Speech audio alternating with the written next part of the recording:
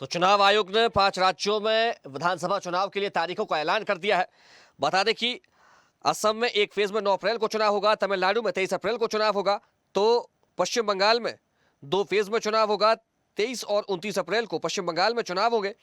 वहीं केरल और पुडुचेरी में 9 अप्रैल को चुनाव होगा। चलिए, हमारे साथ कुछ मेहमान जुड़ गए हैं, उनका परिचय करवा देते। हमारे साथ भाजपा प्रवक्ता नवीन मिश्रा जी जुड़ गए, आपका बहुत स्वागत है। साथ ही वरिष्ठ पत्रकार सुमन भटनागर जी भी हमारे साथ जुड़ गए, आपका भी बहुत स्वागत है। कुछ देर में हमारे साथ कांग्रेस नेता कुंजरू पुष्पलीला जी भी जुड़ेंगी। चर्चा की शुरुआत नवीन जी से करूंगा। नवीन जी, देखिए, तारीखों का ऐलान तो हो गया है, हर किसी को इंतजार रहता है जो चुनाव की तैयारी करता है। जैसे एक छात्र को परीक्षा का इंतजार रहता है, वैसे नेताओं को चुनाव का इंतजार रहता है और उस हिसाब से फिर वे अपनी रणनीति तैयार करते हैं।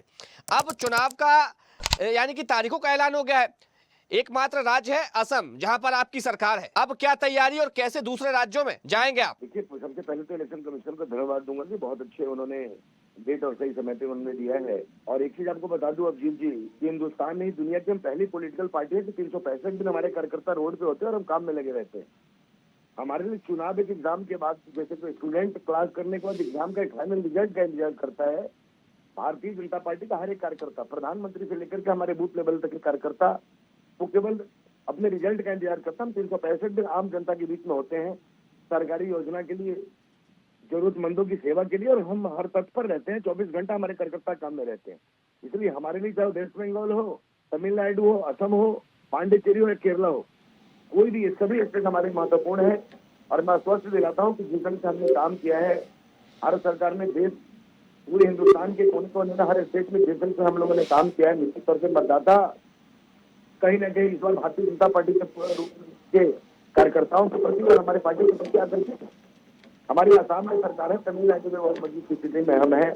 तमिलनाडु में हमारी स्थिति बहुत ही मजबूत है। पांडिचेरी में हमारी पहले भी मजबूत थी और हम बहुत मजबूत स्थिति में है।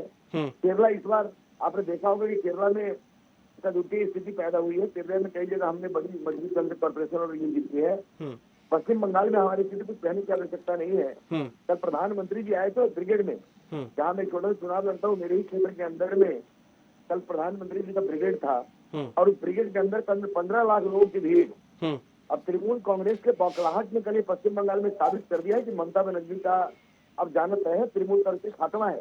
जंगल राज, हत्या, बलात्कार, जबरदस्ती, जबरन वसूली और फिरौती के कदम पर चलने वाली ममता बनर्जी की सरकार और तृणमूल कांग्रेस के सिंडिकेट राज का खात्मा है।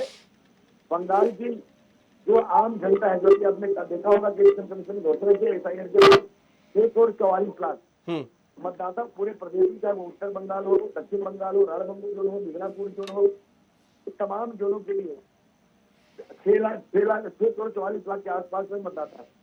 देखिए, इलेक्शन बहुत बड़ी चीज है। 5 स्टेट में इलेक्शन है, आपने देखा होगा 30 नए नॉर्म्स बनाए गए हैं।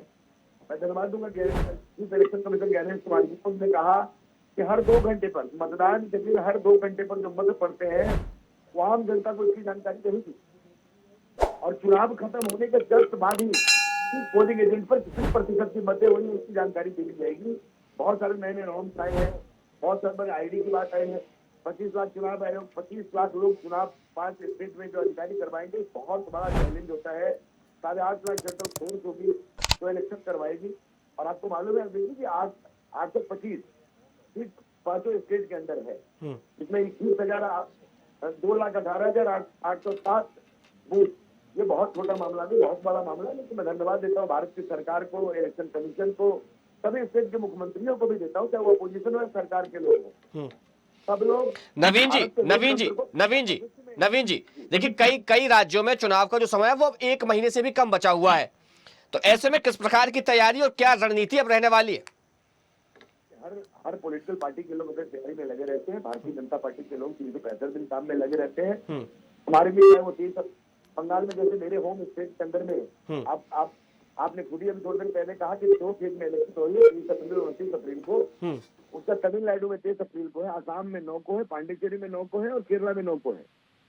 तो 1 महीना है, इसी के अंदर में सारी पद्धति की जितनी तैयारियां हैं वो कर ली जाएगी। सारी पॉलिटिकल पार्टी के लोग नॉमिनेशन करेंगे, विड्रॉल करेंगे, स्क्रूटनी हो जाएगी और चुनाव प्रचार का एक अच्छा मौका मिलता है, सब लोग करेंगे। आजकल चुनाव प्रचार में पहले का मामला नहीं है, बहुत सारे नए नए तरीके अपनाए गए हैं।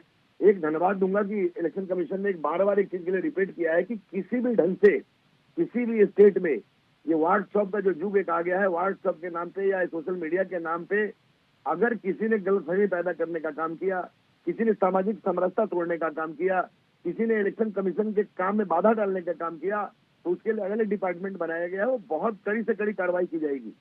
इसलिए हम लोग पूर्ण रूप से पूरी तरह तैयार है 5 स्टेट में। मैं आश्वस्त करता हूँ कि भारतीय जनता पार्टी इस बार वेस्ट बंगाल, तमिलनाडु, आसाम, पांडिचेरी और केरला, हम 5 स्टेट में अपनी सरकार बनाने जा रहे हैं और हम अपने काम के बल पे बनाने जा रहे हैं। हमने काम किया है, हमने योजना दिया है, हमने देश के हर घर के अंदर, चाहे वो किसान हो, मजदूर हो, युवा हो, महिलाएं हो, चाहे किसी भी समुदाय के लोग, सबके साथ हमने किसी के साथ भेदभाव नहीं किया है। देश का हिंदू हो, मुसलमान हो, सिख हो, ईसाई हो, साउथ इंडिया के लोग हो, नॉर्थ इंडिया के लोग हो, बांग्लावासी हो, आसामी हो, हमने सबके विकास के लिए काम किया है। और एक स्टूडेंट जब चलिए ठीक है, पढ़ता है, ठीक है, अपनी टीचर, ठीक है। सुमन जी देखिए, तारीखों का ऐलान हो गया है, 5 राज्यों में विधानसभा के चुनाव होने हैं। अगर हम बात करें सरकार की तो सिर्फ असम को छोड़ दिया जाए, असम में भारतीय जनता पार्टी की सरकार है, हालांकि पुडुचेरी में भी उनका गठबंधन है। लेकिन अगर इन राज्यों में बात करें तो कांग्रेस का सिर्फ तमिलनाडु में गठबंधन है, बाकी कांग्रेस कहीं पर भी नहीं है।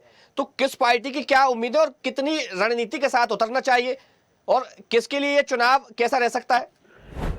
देखो, इस चुनाव की बड़े लंबे समय से इंतजार कर रहे थे सियासी दल, और मुख्य रूप से तो कांग्रेस और भाजपा दोनों की साख दाव पर लगी हुई है। हालांकि कुछ जगह क्षेत्रीय दलों का भी जोर है। पश्चिम बंगाल है, पश्चिम बंगाल में तो मुकाबला सीधा सीधा टीएमसी और भाजपा के बीच में होना है। हालांकि कांग्रेस का कभी वहां पर अच्छा खासा जनाधार था, लेकिन अब जो हालात हैं वहां पर, उस हालात में लगता है कि टीएमसी से तालमेल होना मुश्किल है कांग्रेस का, और वहां तिकोना मुकाबला हो सकता है। लेफ्ट पार्टीज भी चौकन्ने मुकाबला वहां पर कर सकती हैं पश्चिम बंगाल में। जहां तक केरला का सवाल है, केरला में लेफ्ट की सरकार है और इस समय वहां पर कांग्रेस और लेफ्ट, क्योंकि भाजपा का लंबा चौड़ा जनाधार नहीं है वहां पर केरला में। अगर हम पिछले कुछ चुनाव देखें तो ऐसा लगता है कि वहां पर कांग्रेस और लेफ्ट, इनके बीच में जो गठबंधन बने हुए हैं उनका चुनाव होना है। जहां तक तमिलनाडु है, तमिलनाडु डीएम और कांग्रेस का गठबंधन तकरीबन हो चुका है, सीटें फाइनल हो चुकी हैं, किसने कितनी लड़नी है। पिछली बार सरकार है, उन्होंने 5 साल सरकार चलाई है, और अभी वहां पर ये देखा जाना है कि जो भाजपा है वो किसके साथ गठबंधन करती है, एआईडीएमके से करती है या किसी और क्षेत्रीय दल से करती है, उसके बाद थोड़ी स्थिति साफ हो पाएगी। लेकिन ऐसा लगता है कि डीएमके में तमिलनाडु में डीएमके और कांग्रेस, इनका थोड़ा अपर हैंड रह सकता है। असम में इस समय भाजपा सरकार में है और वहाँ के मुख्यमंत्री बड़े तेज तर्रार मुख्यमंत्री हैं। वहाँ पर उनका सीधा सीधा मुकाबला कांग्रेस से होना है, और कांग्रेस के अलावा एक आध क्षेत्रीय दल है, मुस्लिम संगठन वहाँ पर है, वो भी वहाँ पर मैदान में है। लेकिन अभी ये कहना मुश्किल है कि वहाँ पर क्या हो पाएगा, लेकिन ऐसा लगता है कि अपर हैंड बीजेपी का थोड़ा हो सकता है वहाँ पर। पांडिचेरी में एनडीए की सरकार है, वहाँ भाजपा ने एक क्षेत्रीय दल के साथ मिलकर सरकार बनाई हुई है, वहाँ पर भी सीधा सीधा मुकाबला इस बार कांग्रेस का होना है। तो अभी मैं समझता हूँ कि फिलहाल कहना मुश्किल है कि कौन कहाँ जीतेगा, लेकिन इतना जरूर है कि आने वाले समय में सियासी गतिविधियां जो हैं बहुत बढ़ने वाली हैं, और हो सकता है कि इसके लिए कुछ क्षेत्रीय दल जो हैं वो भी आगे आए और बड़े दल भी आपस में तालमेल करें। लेकिन इंडिया गठबंधन, सुमन जी, क्या लगता है इस बार खाता खुलेगा केरल में भाजपा का? क्योंकि जिस तरह से शुरुआत हुई है नगर निकाय चुनाव में, हमने देखा है कि तिरुवनंतपुरम में भाजपा का मेयर बना है। वहाँ तो केरल में संघ का संगठन है, आरएसएस संगठन वहाँ पर है, काफी कोशिश भी करी इन्होंने, बड़ी मुश्किल से एक आध कभी एमएलए बन पाया। वहाँ भी ऐसा नहीं लगता कि भाजपा कोई बड़ी अच्छी पोजीशन वहाँ पर ले सकती है। वहाँ तो कांग्रेस का जो गठबंधन बना हुआ है और लेफ्ट का गठबंधन बना हुआ है, उनके बीच ही मुकाबला होना है। इस बार मुद्दे ज्यादा कौन से क्या रह सकते हैं जी? मुद्दे, हेलो, आप आवाज आ रही है आपको मेरी? हाँ, अब आ रही है। हाँ जी, हाँ जी। सुमन जी, मुद्दे कौन से रह सकते हैं इस बार? मुद्दे देखो, राष्ट्रीय मुद्दे ही वहाँ पर, क्षेत्रीय मुद्दे ज्यादा काम करेंगे। असम में जैसे है, अब असम में वहाँ घुसपैठिया मुद्दा है, बड़ा मुद्दा वहाँ पर है। और इसी तरह पश्चिम बंगाल है, पश्चिम बंगाल में मुद्दा यही है, बंगाली नॉन बंगाली घुसपैठिया, ये मुद्दा वहाँ बना हुआ है। इसी तरह असम हो गया, असम में मुद्दा इस तरह से वहां पर बना हुआ है। और जो भाषा का मुद्दा जो है वो जहाँ पर तमिलनाडु है, वहाँ भाषा का मुद्दा भी है, भाषा का मुद्दा भी वहां पर तो हवा लेगा इस बार वहां पर। और ऐसा लगता है क्या कुल तमिलनाडु मिलाकर में भी सबसे तमिलनाडु में बड़ी बात ये हिंदुत्व है। का कार्ड हाँ जी। चलेगा? क्योंकि जिस प्रकार से एमके स्टालिन या तमाम उनके जो दूसरे सहयोगी रहे हैं वो हिंदुत्व को लेकर डेंगू मलेरिया तक कह गए। हाँ देखो, हिंदुत्व का मुद्दा भाजपा उछालेगी वहाँ पर, क्योंकि जो डीएमके का रहा वो एंटी हिंदू एटीट्यूड रहा है वहाँ पर, तो भाजपा वहाँ पर ये मुद्दा उछालेगी, हिंदुत्व कार्ड खेलेगी वहाँ पर। लेकिन कितना असर होगा, क्योंकि अकेले भाजपा के लिए तमिलनाडु में सरकार बनाना या बड़ी उपलब्धि हासिल करना संभव नहीं होगा। उसको वहाँ को क्षेत्रीय दल साथ जोड़ना पड़ेगा। जैसे एआईडीएमके की उम्मीद है कि हो सकता है वो वहाँ पर भाजपा के से हाथ मिला ले। ठीक है, कुंजरू पुष्पलीला जी, हाँ जी, कैसी तैयारी है अब? क्योंकि तारीखों का ऐलान हो गया है और जब भी तारीखों का ऐलान होता है उसके बाद तो सरगर्मी और तेज हो जाती है। अब प्रत्याशी चयन की बात आएगी और जब जब प्रत्याशी चयन की बात आती है कांग्रेस की एक अलग ही तस्वीर देखने को मिलने लगती है।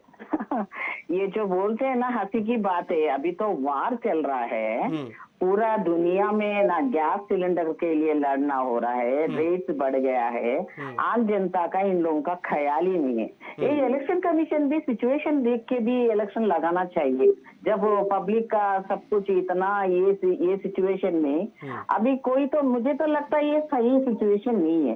एक कदम से वहां से पता नहीं कब क्या होता है, ये क्रूड ऑयल के सब्जेक्ट में होना दो या कौन सा देश किसके पीछे से वार कहाँ से कहाँ आ जाएगा। यहाँ पर जो है ना अनसर्टेनिटी है, और वहाँ विदेशों में अपन का बच्चा है, अपना परिवार लोग है, वो लोग कैसे रहेंगे, ये टेंशन में। इलेक्शन कमीशन निभाना, इलेक्शन का टाइम में रूल में ये निभाने के लिए वो लोग इतना जल्दबाजी क्यों कर रहे? तो मुझे आम जनता से नहीं, लेकिन सरकार कह रही है भारत में किसी तरह की पहने की कोई सिचुएशन नहीं है और स्थिति सामान्य है, तो अब यहाँ की जो प्रक्रिया है वो तो सतत चलनी चाहिए ना। फिर अब तारीखों का ऐलान हुआ है, आप तो अपनी तैयारी को लेकर बता दीजिए, किस प्रकार की तैयारी आपकी? किसी राज्य में आ गए, आने वाले हैं, आप आ सकते हैं, कैसी तैयारी है? यार हमको तो सुनिए भैया, हमारा जो है ना अभी एक बीजेपी का जितना उम्मीद मुझे 5 राज्यों में हम लोग बहुत, अभी एक भैया कह रहे थे कि हम लोग सब कुछ कर रहे थे, हम योजना लागू कर रहे थे सबके लिए, हम